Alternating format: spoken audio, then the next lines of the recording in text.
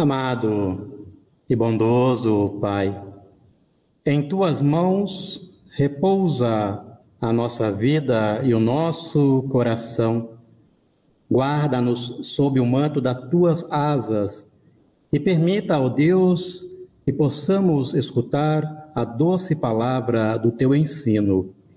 Renova-nos para uma vida transformada em Ti e que sejamos instrumentos do Teu reino e da Tua graça, porque lâmpada para o nosso pé é a Tua palavra e luz para o nosso caminho.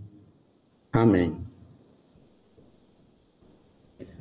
Querida comunidade, queridos irmãos em nosso Senhor, há mais de 600 anos antes de Cristo, o profeta Jeremias foi chamado para testemunhar a mensagem divina em terrenos bem hostis.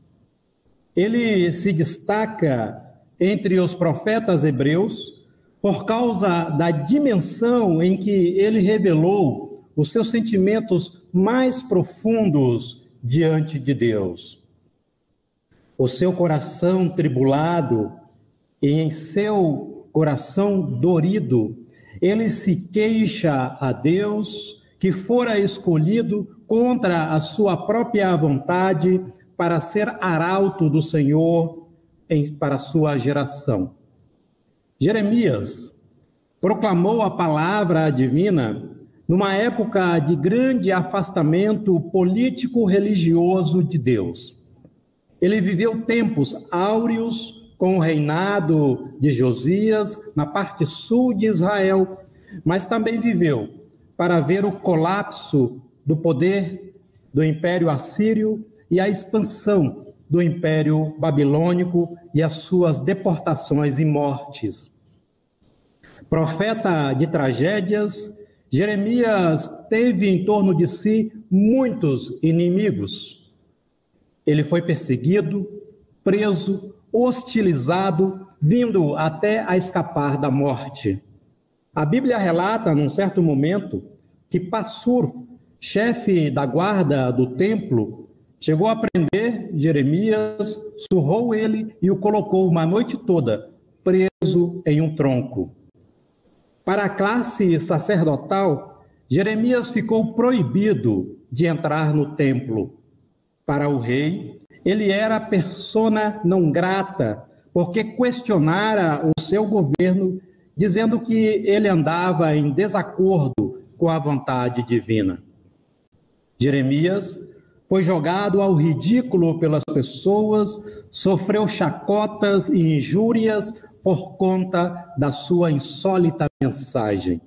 Rodeado de inimigos e desprezado pelos amigos, ele lamenta o seu sofrimento a Deus, acusando-o de tê-lo seduzido e enganado, dando-lhe uma missão enfadonha e perigosa.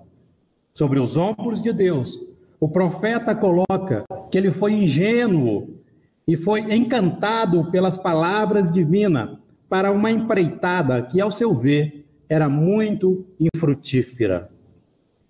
Por isso, Jeremias, cansado de tudo, ele briga com Deus. Ele briga com o ventre da sua mãe que o gerou, dizendo que ele nunca deveria ter nascido.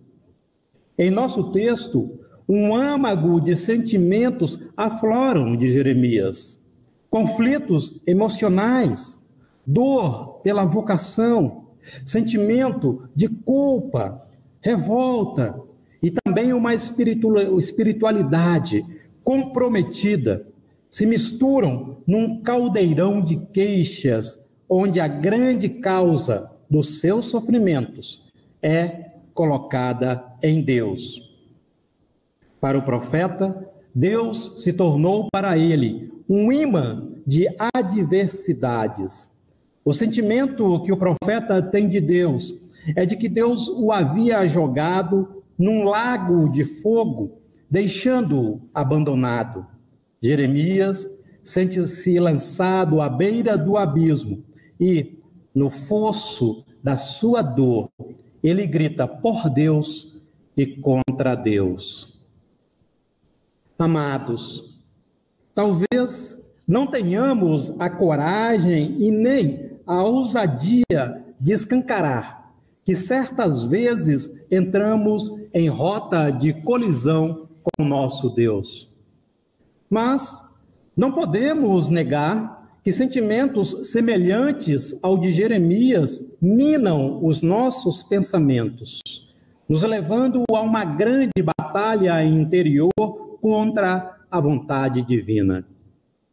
Ninguém pode afirmar que é fácil permanecer no caminho de Deus, pois o caminho do pecado e do desacerto, eles continuam sendo muito mais atrativos. Mais difícil ainda é confessar a Deus as nossas incoerências sem que, ao mesmo tempo, fujamos do compromisso com a sua palavra. Jeremias nos ensina a confessar com sinceridade, algo que não é assim tão fácil como pensamos. A confissão exige que coloquemos em evidência a verdade que escondemos e que tenhamos disposição em se expor nesta verdade. A confissão pode até questionar a Deus, mas, como Deus é perfeito, a confissão se torna um espelho voltado para nós mesmos. A confissão, ela fala com Deus, mas aponta para nós. Ela é um autoatestado das nossas falhas, das nossas atitudes incoerentes, da nossa corrupção e do nosso pecado. Ninguém gosta de acusar a si mesmo de corrupto, de desonesto, de pecador. Mas a grande virtude de Jeremias é que quando ele grita com Deus, devido a se sentir impotente na sua profecia, a qual ele insiste em proclamar. Quanto maior o questionamento contra Deus, mais difícil é o seu testemunho contra si mesmo, o que o leva a assumir a sua natureza frágil, incongruente e desesperançosa, apesar dele se manter fiel a Deus. É como se o profeta estivesse gritando: eu sou fraco, Senhor, mas não desisto de ti. Diante de Deus, o coração do ser humano não pode ficar oculto. Ao ser perseguido e humilhado quando defende Deus, a causa que o profeta defende deixa de ser a sua causa para ser a causa daquele de quem ele fala. Quem investe contra Jeremias os seus desafetos está investindo contra Deus. E Deus tomará providências, não deixando por impune os seus acusadores. Querida igreja, Deus não culpa e nem pune Jeremias por apontá-lo como a causa dos seus sofrimentos. É evidente que em seus lamentos, quando o profeta mostra-se desapontado com Deus, que ele está descontente é consigo mesmo, reconhecendo a fragilidade a qual a sua profecia o colocou. Jeremias entendeu isso e encontrou sua paz com Deus, quando, por causa da sua vocação de servir a Deus, ele dá um salto do lamento para a confiança. Ele compreendeu que a sua profecia e a sua fé deveriam ser maiores do que ele. Em sua atitude, o profeta nos lembra a ostra que, ao não conseguir se livrar do grão de areia que a incomoda, passa a se ocupar com este grão para transformá-lo numa preciosa pérola. Jeremias, mesmo que ambíguo em meio ao caos que habita o seu interior, sabe que as palavras de Deus são fortes e que ele, humanamente, não as pode suportar. Ainda assim, Jeremias segue se esforçando, se dedicando e se entregando à vontade divina, por mais que os ventos contrários lhe sejam muito fortes. Meus amados, pior são aqueles que nada fazem pela vontade de Deus e ao menor sopro de vento contrário, joga tudo na mesa divina, fazendo grandes exigências sem se esforçar pelo reino, como se ele fosse um grande profeta enviado por Deus para todas as pessoas. Quando Jeremias olha para a sua solidão, para a enorme ferida da sua alma, ele cai num ressentimento profundo. Mas com Jeremias, também aprendemos que aquele que é o alvo da sua queixa, que é Deus, é o único capaz de preenchê-lo de toda a fortaleza. Por isso, o silêncio de Deus incomoda o profeta e a sua confissão abre um buraco periclitante em sua alma. O que fazer quando a alma dói e no centro da fé é aberto um grande buraco vazio? O que fazer quando minhas contradições gritam dentro de mim para que eu abandone o propósito de Deus que impõe tantas cargas insuportáveis?